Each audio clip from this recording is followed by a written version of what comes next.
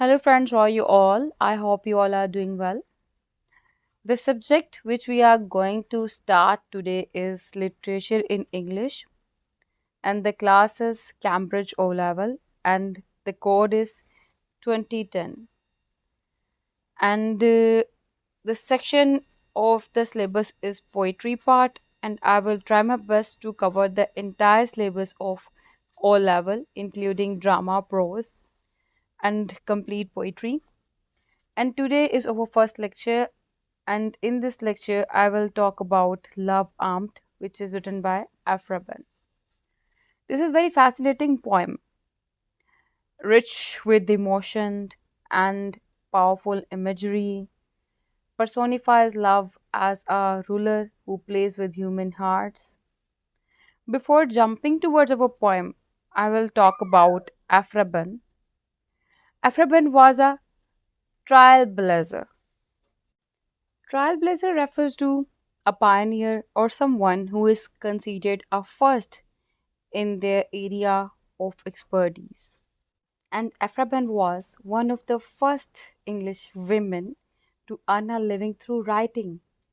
Her works often challenged gender roles and explored themes of love, power, and suffering. She belongs to Restoration time period and known for her bold, witty, and often controversial works. Orinoco was her first novel and most famous novel in which she tackled issues of race and power. And in her poetry, she often wrote about love, but not in simple, idealized way. She exposed its pain and complexities. So that's all about our writer. Now let's dive into the poem and uncover its deeper meaning. Here's the first stanza. Love in fantastic triumph set, whilst bleeding hearts around him flawed, for whom fresh pains he did create, and strange tyrannic power he showed. From their bright eyes he took his fire, which round about in sport he hurled, but 'twas from mine he took desire enough to undo the amorous world. Triumph refers to victory, a great success. Bleeding hearts refers to people who are deeply sorrowful or suffering in love. Suffering in love. The next one is fresh pains, means new or renewed suffering. Tyrannic means cruel, oppressive.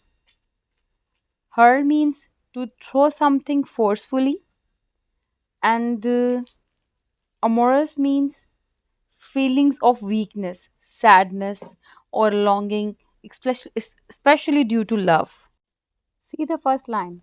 Love in fantastic trance set means love set victoriously, enjoying his power. The next one is while bleeding hearts surrounded him. Around him, wounded and suffering lovers gathered, for whom he created new pains.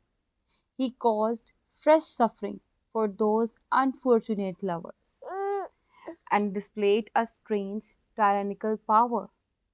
He exercised a cruel and unusual authority over them. He took fire from your bright eyes.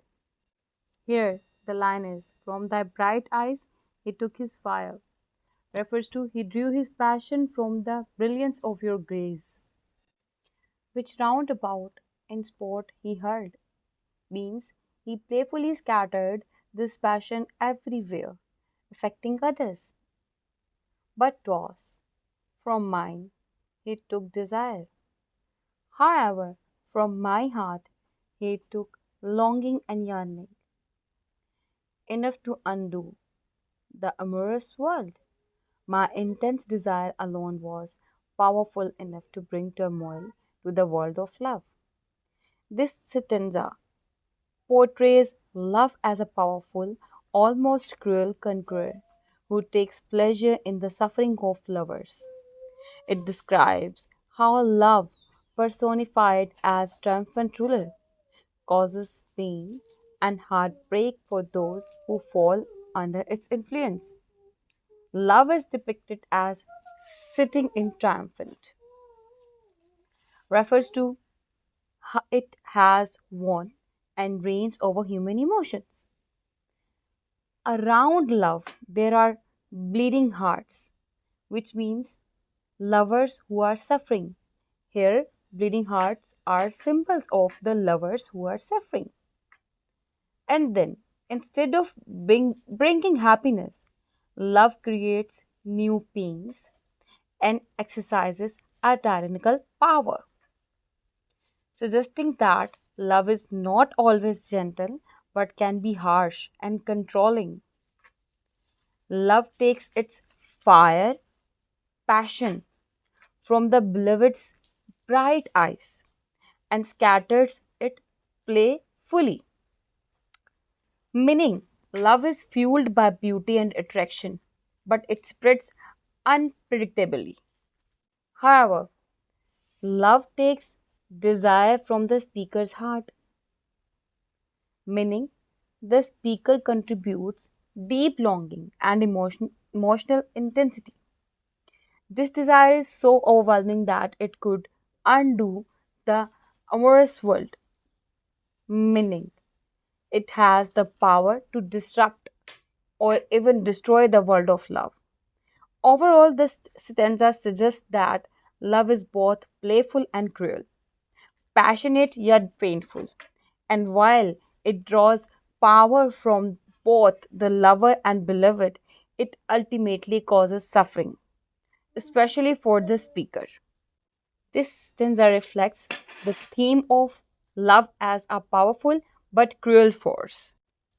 Let's move toward the next stanza. From me he took his sighs and tears, from thee his pride and cruelty, from me his languishment and fears, and every killing dart from thee. Thus thou and I, the god, have armed, and set him up a deity. But my poor heart alone is harmed, whilst thine, the victor, is and free. Languishment refers to feelings of weakness, sadness, or longing, especially due to love. Please let me correct you that here amorous refers to love or romance, and languishment refers to feelings of weakness, sadness, or longing, especially due to love. Killing dart means a metaphor for something like Cupid's arrow that causes emotional pain in love. Armed refers to supplied or equipped here with power and emotions. Deity is a god or divine being. Victor means a winner or conqueror. Cruelty refers to the act of being harsh or unkind. These are the meanings of difficult words. Now moves towards paraphrasing. Love is again here depicted as powerful but cruel force, such as from the first line, from me he took his sighs and tears. The speaker's pain, sadness, and emotional suffering were taken by love. From thee his pride and cruelty means from the beloved love inherited arrogance and heartlessness. From me his languishments and fears, the speaker's weakness, longing, and insecurities were also absorbed by love. And every killing dart from thee, the beloved provided love with its most painful weapons, perhaps rejection, indifference, or heartbreak, whatever. Though thus thou and I, the God, have armed.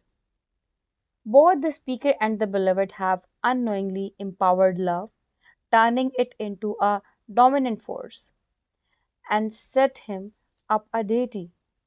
They have made love into something godlike, ruling over human emotions. But my poor heart alone is harmed.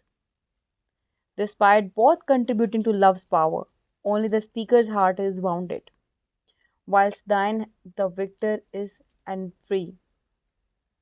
Means the beloved remains untouched, free, and victorious, while the speaker suffers the consequences of love.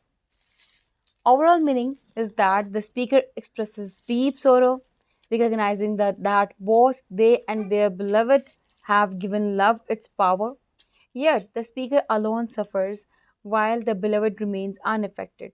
This highlights the unfairness and imbalance in love, where one person may feel deep pain while the other remains indifferent. Did you notice that? How does Ben portray love in this poem? She portrayed it in a negative sense. Love is shown as cruel and almost like a punishment. You have heard complete lecture. Now my question is from you that how does the personification of love add to the poem's meaning? And the next question is, do you think Ben's perspective on love is still relevant today? If so, why? If not, then why not? Please answer in comment section. I would love to see your comments. So that's all about today's lecture. Take care.